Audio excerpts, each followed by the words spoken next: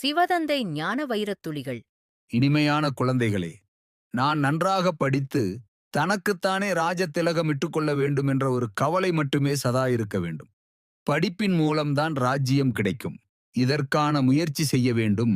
ஒருபொழுதும் மனம் உடைந்து விடக்கூடாது. இந்த படிப்பு மிகவும் எளிதானது. வீட்டில் இருந்து கொண்டே படிக்க முடியும். எந்த கட்டணமும் கிடையாது. அவசியம் தைரியம் வேண்டும். தந்தையின் மகிமையை கேட்டீர்கள். மகிமைக்குரியவர் ஒரே ஒருவர்தான்.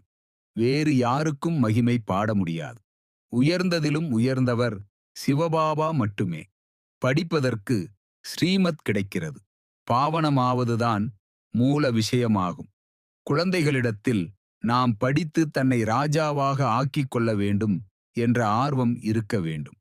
முயற்சி செய்து தனது பாவங்களை அழிக்க வேண்டும். மற்றவர்களுக்கும் புரிய வைக்க வேண்டும். ஆத்மா தனது தந்தையை நினைவு செய்கிறது. சிவபாபா தாய் தந்தை என்ற பாகத்தில் நடிக்கின்றார். இங்குதான் பகவானை தாய் தந்தை என்ற ரூபத்தில் நினைவு செய்கின்றனர். இப்பொழுது நீங்கள் வீட்டிற்கு திரும்பி செல்ல வேண்டும். இரும்பு யுக ஆத்மாக்கள் திரும்பி வீட்டுக்கு செல்ல முடியாது. எந்த தேகத்தாரியையும் நினைவு செய்யாதீர்கள். உலகில் அமைதியை தந்தைதான் ஏற்படுத்த முடியும். வேறு யாரிடத்திலும் சக்தி கிடையாது. நல்ல முறையில் தாரணை செய்ய வேண்டும். மகிழ்ச்சியாக இருக்க வேண்டும். முகம் மற்றும் சேவையின் மூலம் என்ன ஆவதற்கு தகுதியானவர்கள் என்பது தெரிந்துவிடும். எப்பொழுது தேர்வு முடிவடையுமோ உங்களுக்கு அனைத்தும் சாட்சாத்காரம் ஏற்படும்.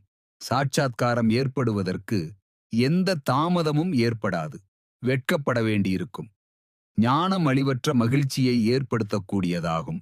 அழிவற்ற மகிழ்ச்சி அழிவற்ற தந்தையிடமிருந்துதான் கிடைக்கும். எப்பொழுது முற்றிலும் சதோ பிரதானமாக ஆகிறீர்களோ துக்கம் ஆரம்பமாகிறது. தந்தை கூறுகின்றார், அனைவருக்கும் அவரவர்களது குறிக்கோளாகிய அமைதி அல்லது சுகத்தை அடையச் செய்கின்றேன். சத்யுகத்திலே அனைவரும் சுகமாக இருப்பர். சாந்தி தாமத்திலும் சுகமாக இருப்பர். தந்தை குழந்தைகளாகிய உங்கள் அனைவருக்கும் ஞான ஒளி கொடுக்கின்றார். இதன் மூலம் பூட்டு திறக்கப்படுகிறது. சிலரது புத்தி திறக்கப்படுவது கிடையாது. நாடகப்படி நேரம் வரும்பொழுது அவர்களது புத்தி திறக்கப்பட்டுவிடும். அதிகம் நினைவு செய்தால்தான் கூர்மை ஏற்படும். நினைவு செய்து கொண்டே இருந்தால் அதிக லாபம் ஏற்படும். நல்லது. சிவதந்தை தந்த வரதான நினைவின் பிராப்தி. Manifestation of this day. ஓம் சாந்தி. சங்கம யுகத்தின் உயர்ந்த ஆன்மீக பயணத்தில் பரிசுத்தமே எனது அடிப்படை. நிலையான தூய்மையும் அழிவற்ற ஒளியுமான எனது சுய சிந்தனையின் ஆதாரமாகும்.